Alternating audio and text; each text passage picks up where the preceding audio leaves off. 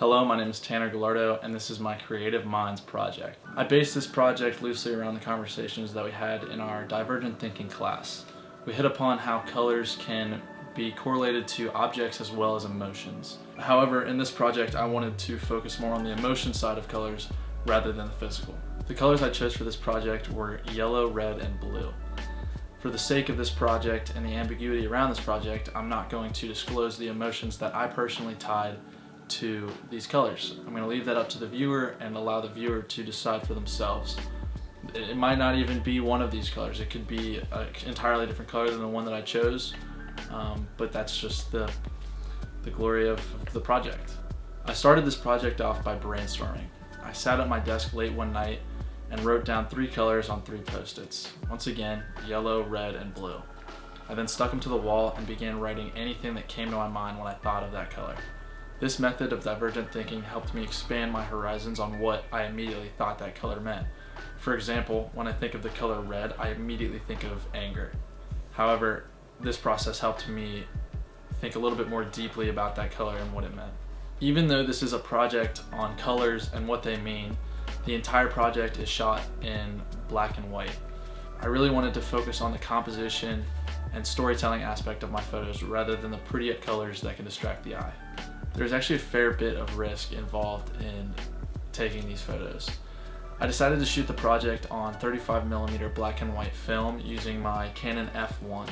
The reason I took these photos on film is because when using a camera like this versus a digital camera like the one I'm filming on right now, it forces you to slow down and think more about the composition and the story of your photos rather than being able to take 100 photos and select the best one out of the bunch. When shooting film, you have a max of 32 pictures on one roll, and you're paying for each one of those pictures. So you really have to be conscious and aware of what is in the frame, whether you want something here or want something there. It really forces you to slow down and think about what you're looking at and what you're capturing. Shooting film also takes the immediacy out of photography. I'm not able to look down at the screen on the back of my camera and tell whether it was a good shot or not. I have to take the time to develop my film, which I do myself. I develop and scan all of my film. Once the film is developed, I scan it in and I can see whether it was a good shot or not. There are a few things about this project that I wish I could have done differently. The first one that comes to mind is definitely the time restraint.